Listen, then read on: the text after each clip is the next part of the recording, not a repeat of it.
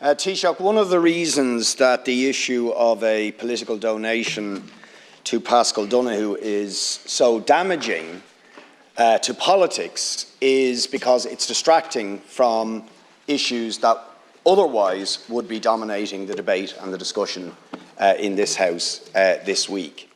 And one of those is what is quite frankly the scandalous, utterly scandalous and unacceptable proposal by Coillte to partner with a UK equity fund to buy up thousands and thousands of hectares of land and forestry in this country where public money and a public company, indeed a company whom the Minister for Finance owns 99% of the shares, will be subsidising and facilitating a corporate takeover of Irish land and forestry that could reach up to 100,000 hectares in terms of Coilte's plan for afforestation. 250,000 acres, an area the size of County Carlow, potentially to be handed over to vulture funds and equity funds. That is absolutely unacceptable, Taoiseach.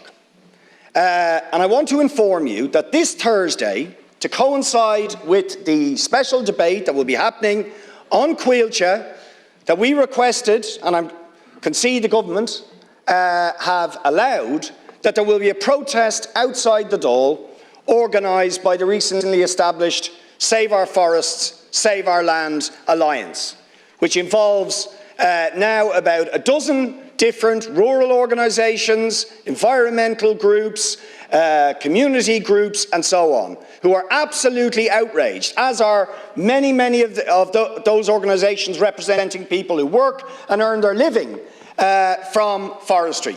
Outraged that the government and Coillte, the state forestry company, who should be responsible for being the guardian of the people's forest estate and enhancing the afforestation programme, is instead of doing that, facilitating profiteering by vulture funds from the UK in this case, but indeed potentially all sorts of vulture funds. And why is this so bad?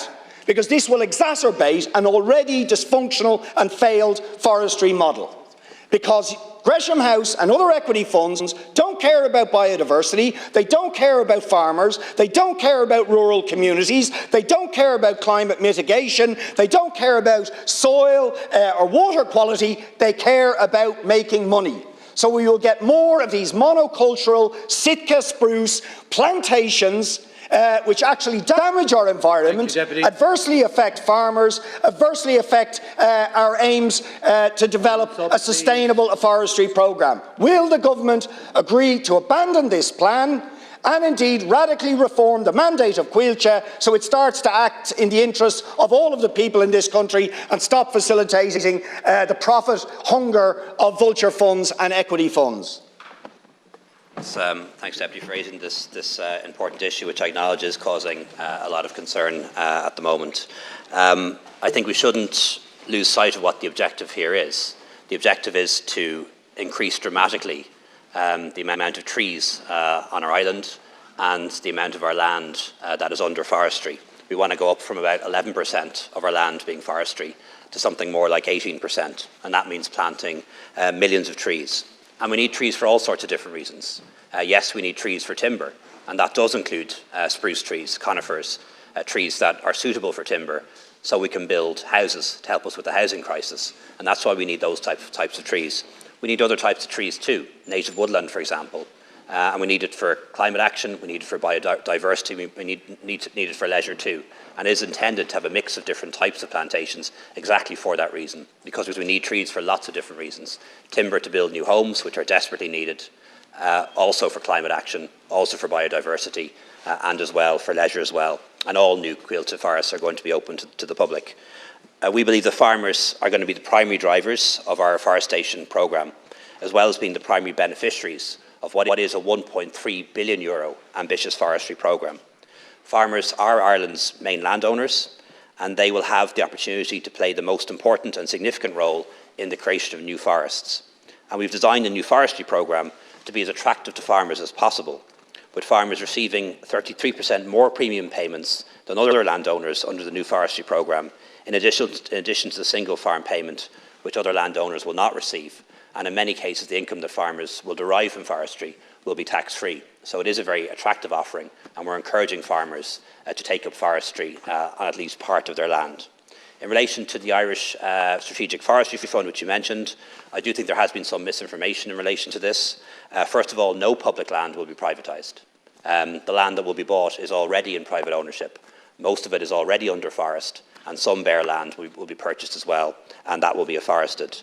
And the government is actually part of this fund itself. ISIF, the Government Sovereign Welfare Fund, is a minority investor in this fund alongside the UK fund. So we will see land that is now entirely in private ownership being brought, at least in part, into public ownership, albeit a minority shareholding in that fund. And the total amount of forestry we're talking about is roughly 1% of all new forests that we intend to develop between now and 2050. But that said, I do want to be clear on this. Contracts are signed. This wasn't approved by government. Contracts are now signed on it. But I do want to be clear about this. This is not our preferred main model of going forward when it comes to increasing the amount of forests in Ireland. What we want primarily is Irish farmers taking up the forestry programme, taking up the schemes that are now available. And that's going to be the mainstay of our forest programme, not arrangements such as this. Deputy Boyd-Barrett. Taoiseach, pretty much every farmers' organisation, every organisation that represents communities in rural Ireland, every environmental organisation that I can think of is utterly opposed to this deal. They say, rightly, it is likely to drive up the price of agricultural land, squeezing out farmers, making it more difficult for farmers to actually engage in sustainable afforestation.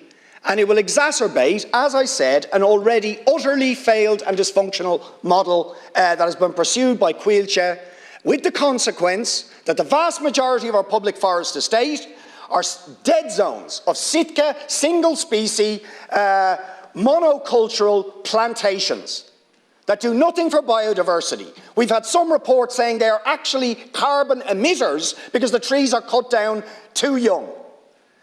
What we need is the State Forestry Company to stop facilitating the profit hunger now of even more people by bringing in these funds, and instead to support farmers and local communities, environmentalists and so on, in developing a sustainable forestry model that will actually advance afforestation in a way that is good for climate, good for farmers, good communities. This is not it. This is a corporate heist being facilitated with public money and by the State Forestry Company. Thank you.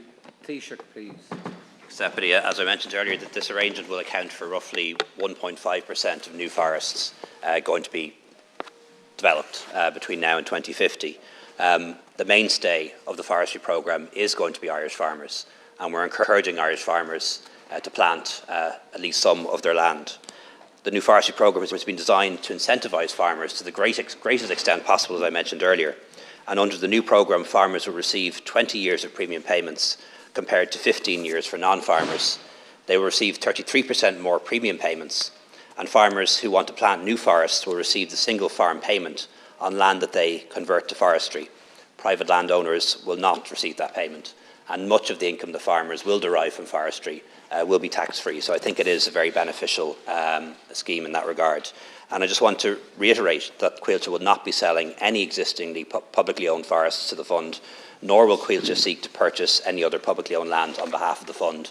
This is land that is already in private ownership, which will be bought by a fund which has state involvement in it in the form of ISA. Thank you, Taoiseach.